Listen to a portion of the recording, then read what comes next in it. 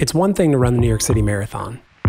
It's another to do it blind. In 2017, Simon Wheatcroft did just that, becoming the first blind person to run the marathon unaided, thanks to the Wayband, a device that helps you navigate entirely through vibrations on the skin. Though the Wayband made marathon history, the tech behind the Wayband was actually developed for a much different sport. This all started for me because I wanted to build a suit that would allow me to download Kung Fu using vibration. So that was my foray into the world of haptics. From that idea sprung WearWorks, a haptic design company run by Keith and co-founder Kevin. Inspired by the experiences of their blind friend and now company advisor, Marcus Engel, Kevin and Keith committed to using their haptic technology backgrounds to help the blind and visually impaired communities. I wanted to create something with a new functionality that was innovative. How do I really change the lives of somebody using a product, using design? They figured out how to do just that with the Wayband. So now the question remains, can they raise the capital to bring the product to market? The road has been ridiculously challenging, but I think from my point of view, the road of life is always challenging. That's the entrepreneurial journey. It's about autonomy, it's about independence, it's about freedom, but freedom isn't free. You just started your dream business. How much profit would you need to pay your basic living expenses like rent and ramen? This is a show on the economics of entrepreneurship and founders turning their dreams into reality. This is Ramen Profitable.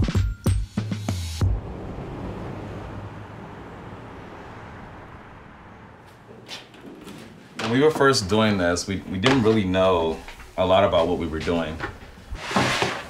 So I got this box of stuff. This was BS0. This was the very, very first prototype that we built. This is BS10. This was one of our early versions of the Wayband. This is actually one of the Waybands that we used to run the marathon with. We had to put a bigger motor on so that you could feel it clearly.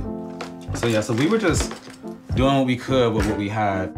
All the technology that we spent building in here ended up being the technology that got compressed and made it into here. Years of prototyping later, WearWorks finally has a model ready for launch, with the first units going to awesome people like Erskine.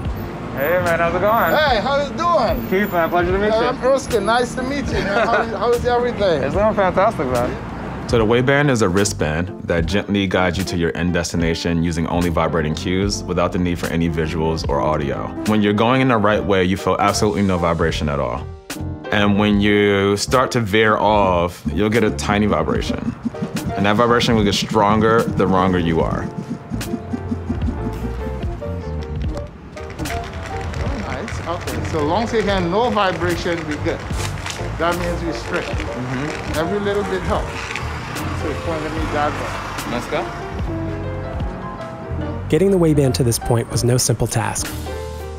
Though WearWorks faced many obstacles during development, their largest challenge came back in 2017 after they received a $250,000 NSF grant that they spent in just 6 months. As Keith and Kevin learned the hard way, to make your product cheap, you first have to make it expensive. The National Science Foundation grant was the biggest grant that we've ever received. $250,000 did not last a long time, that's for sure. We paid our interns, we hired a software team, we hired a guy from MIT, and he was doing all the PCBs for our prototypes. That grant got us to the first phase. We have a product now.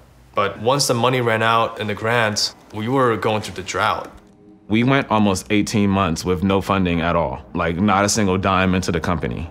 No money, no security, no healthcare, nothing. We were a lot more stressed out, a lot more angry at each other, and we were scared as well. It was like a roller coaster of just constant failures and mistakes. The temptation to quit is super real. You're doing something that you don't know is possible. You're walking into a venture that basically has a 90% failure rate guaranteed as part of the process. I could be making $200,000 a year right now, but I'm choosing to make $2,000 a month instead, all for the hope that maybe one day this will turn into something that is huge. To make ends meet, Kevin and Keith taught and consulted while they continued refining the Wayband. Despite the lack of funding, they refused to give up. The reason I never really quit was because when I looked at all the other things that I could do, they were just different ways of doing what I'm already doing right now. The silver lining of the fear and of the drought is we always get back to the core, the value of why we're doing this, and are we willing to sacrifice everything we have for it? And obviously it's the reason why we're still doing it, 6 years in. Now we're looking at what are the assets we have built? What do we need to do now? And how are we gonna get profitable? And how are we gonna get interest of further investments right now? So we started building relationships with blind visually impaired organizations. We did speaking engagements. We were talking to people who were in the space, working with other people in the haptics world to see what life does our device have outside of the blind and visually impaired community and outside of navigation. And then all of a sudden things shifted. We got an investment, and that investor's reputation brought in a lot of other people who we didn't even know were on the table at the moment. So things just kind of started piling in. So we basically went 18 months with no funding and then raised $500,000 in the middle of a pandemic. So their networking and tenacity paid off, and now their fundraising is back on track. We're currently raising a $1 million round, and we have 49% of that closed. That's going to get us our first 5,000 units and get us to break even by the end of the year. WearWorks' plan is to begin manufacturing their first units in June and then launch in October. After launch, they plan to market the device through pilot programs with the Olympics, the Paralympics, and blind and visually impaired organizations. What do you enjoy about it? This could take me to the park by myself. It gives me the freedom to be free. Money always comes and goes, so you gotta have a purpose and one that you can stick to for years and years to come. It's a really tough industry if you also choose technology. Get a good co-founder, build up a good team, and have a purpose in an impactful market that you really can make a change in. This is really about freedom. It's about autonomy, it's about independence. That's the entrepreneurial journey. But finally, that's also exactly what Wayband is about. It's about giving people freedom, autonomy, and independence. And one of the things that I've kind of learned personally in life is that the easiest way to get the thing that you want is to give it to others.